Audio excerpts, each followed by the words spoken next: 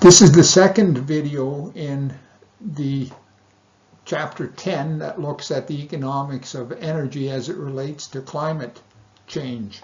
We're going to look at wind energy, not because it's unique as a renewable energy source, but because other types of renewable energy, particularly solar, tidal, and wave energy, are much like wind in that they are intermittent. And intermittent is the main problem with wind and with these other types of renewable energy sources. Wind is unreliable and cannot be used to service baseload. This is a very important point. It's unreliable and one cannot use it to service baseload demand. U.S. econometric studies find that wind displaces a disproportionate amount of gas generation and not as much coal generation as one might expect. This is supported by many engineering models as well. If we look at wind power generation in 2024, we see that China, the US, Brazil, Germany, and Spain,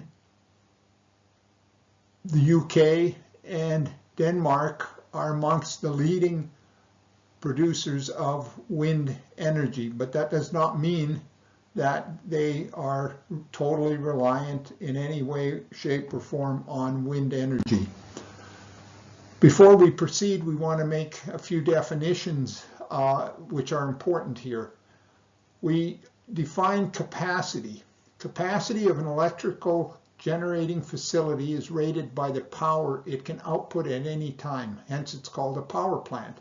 Capacity is measured in megawatts, which we denote scientifically with MW. A megawatt hour is the energy produced by a power plant operating for 1 hour. So we distinguish between power and energy.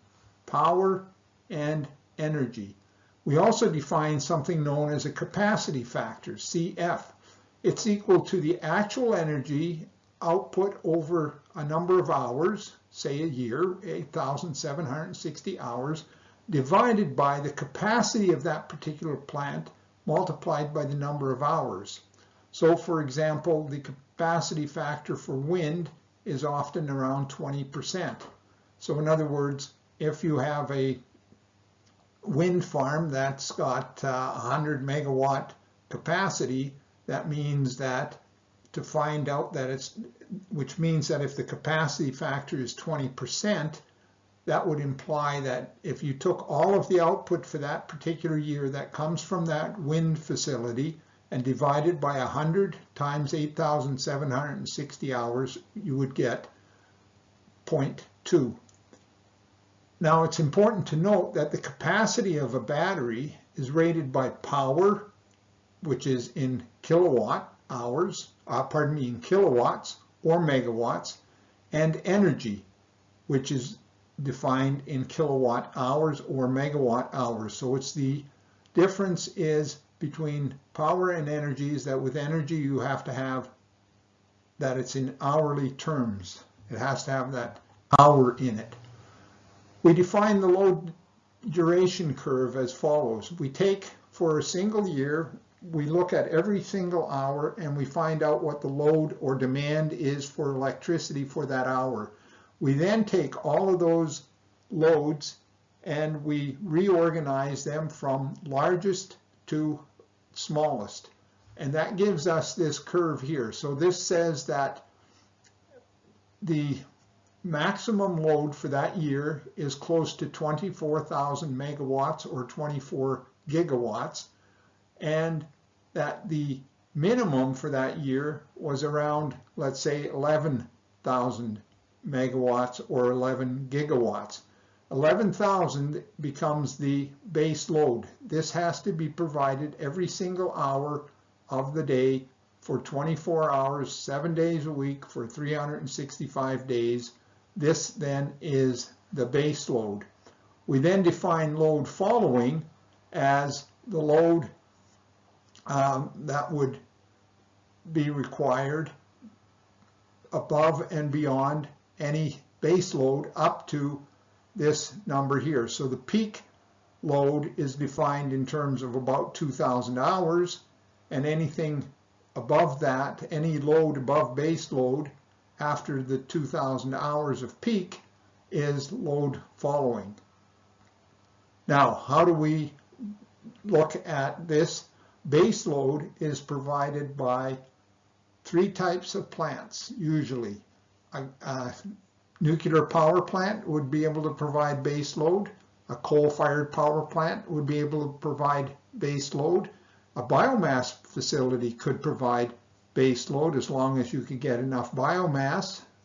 Hydropower, if you have huge hydro resources, for example, in Manitoba or in British Columbia or in Quebec or in Norway, you would have base load provided by hydro. The other one is natural gas. You could have a natural gas plant provide base load, but it would have to be a special kind of gas plant. So we distinguish between an open cycle gas plant, which is simply one where it looks like a turbine engine. You just press the gas pedal and you get more electricity. You release the gas pedal and you get less. But a combined cycle gas turbine takes the heat from that particular open cycle gas turbine, captures that heat, and uses it to heat a boiler. So in other words, the heat does not escape into the atmosphere, as is the case in an open cycle gas turbine. We define a screening curve as the total cost to operate an asset G. So if we're looking at a particular asset G for 1 year, the total cost to operate it for 1 year, or the annual revenue required per unit of capacity for generator G. It consists of an annualized capital cost plus annual fixed operating costs, and so you add to it the variable cost of generation times the number of hours that the generator is actually producing or generating power. So it's duration measured in hours per year. So VCG is the variable cost component or the slope of the screening curve, and FCG, the annualized capital cost plus the annual fixed operating cost, determines its intercept on the vertical axes. So here are some screening curves. All right, we have natural gas, we have a peak one, so the peak power plant would have a lower construction cost than a natural gas plant in this particular framework, but it would have a much steeper slope because of the inefficiency compared to the other one. So consider this to be an open cycle gas plant or a gas turbine. It would then release the heat, whereas this one would capture the heat, which would reduce the per unit operating cost. Then let's assume that we have a coal-fired power plant, one that has coal plus biomass. It burns the two together.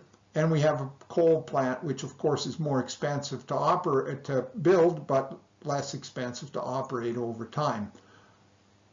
So where we get this intersection of the peak power plant with the natural gas one, so for the first little bit, the peak plant is cheaper to operate. So this is how many hours a year it would operate. Then the coal plant would take over. It'd be cheaper to operate coal in this area here. So then the natural gas plant becomes more expensive to operate. And we drop this down to the load duration curve and then bring it over here. We get this amount of peak capacity required, this amount of natural gas capacity, and this amount of coal capacity that's required if we were to set up a grid from start to finish. Notice that in this scenario there's no wind and there's no taxes or anything like that other than your regular taxes. Now let's look at one where there's no wind and there's a tax on carbon. What does the tax on carbon do? It raises all of these peak natural gas, coal, and even the coal-fired power plant costs. It would increase the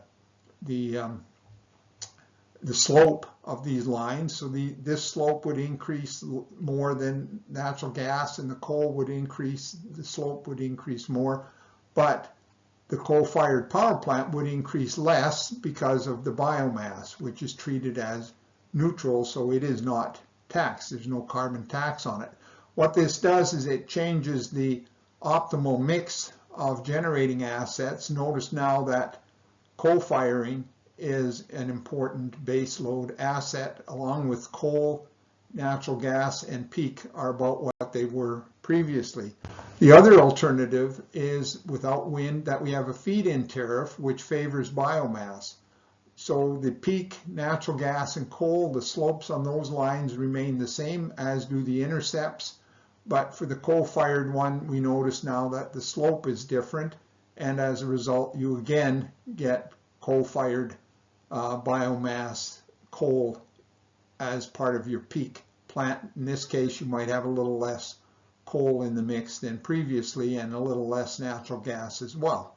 So what happens now when we introduce wind? We're going to get rid of the notion of a coal-fired power plant. We're just going to have the wind here. It's assumed to have nearly flat slope because there's no variable cost, and we assume that that there is no other cost other than the construction of wind turbines. And we have coal, and we have, in this case, this combined cycle natural gas, and here we have just regular gas turbine, or it's probably CT is not the right term, but this is your peak gas, your open cycle gas turbine. So what happens here is we get the same kind of thing. We have coal as your base load. We have closed cycle gas as load following, and then your peak gas as your peaking plant. So around 1,800 hours here is open cycle natural gas. Then there's a number of hours of closed cycle, or combined cycle rather, and coal is your base load.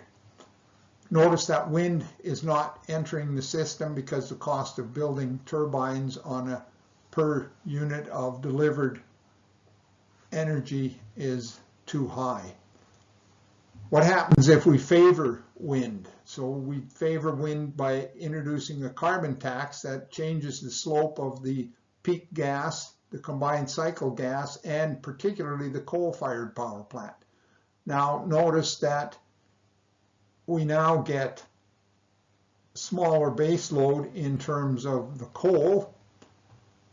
Wind and combined cycle and peak gas is taking care of the rest of the load, and we have again combined cycle gas in load following.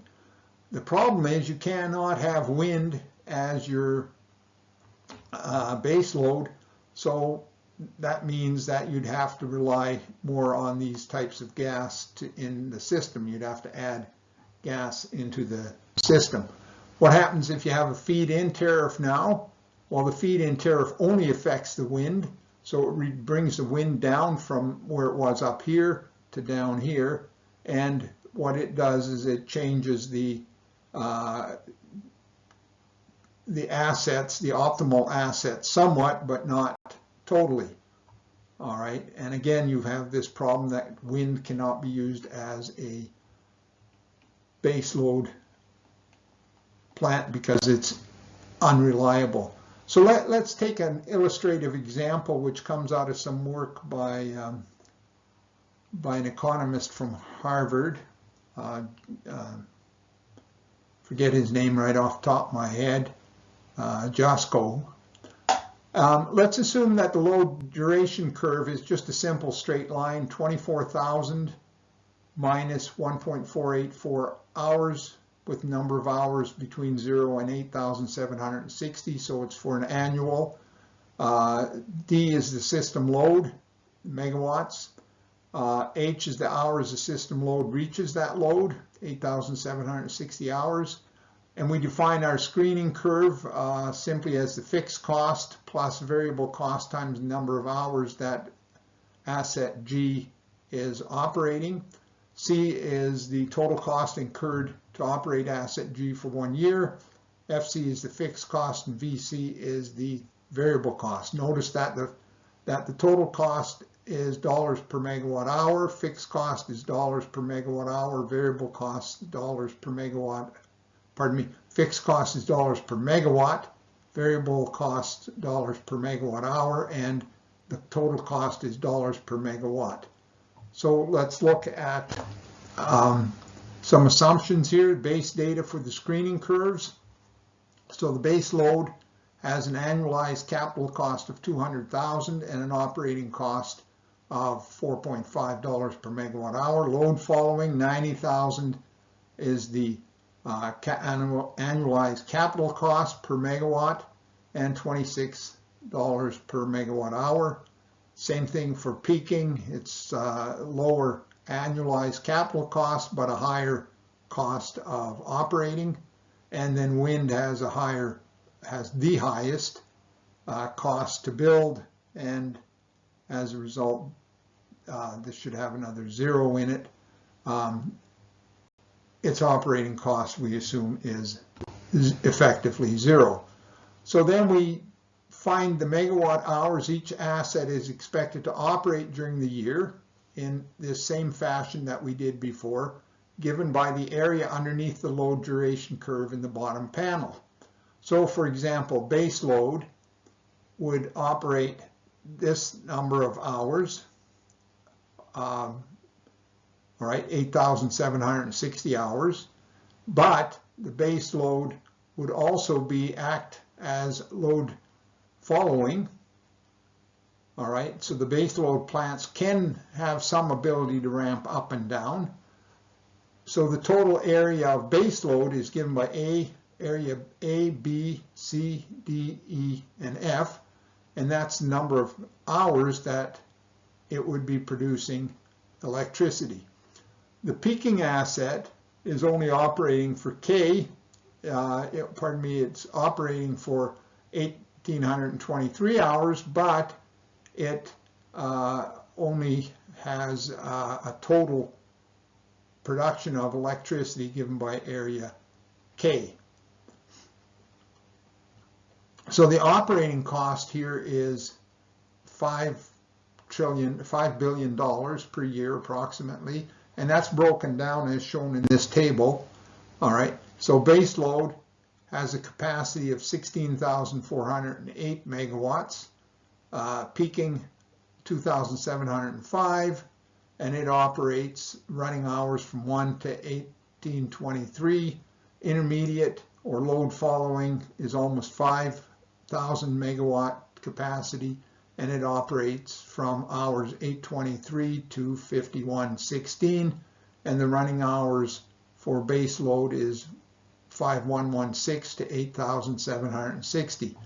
Then we can use the previous table, all right, the results in the previous table to determine our fixed plus variable costs, all right, in billions of dollars.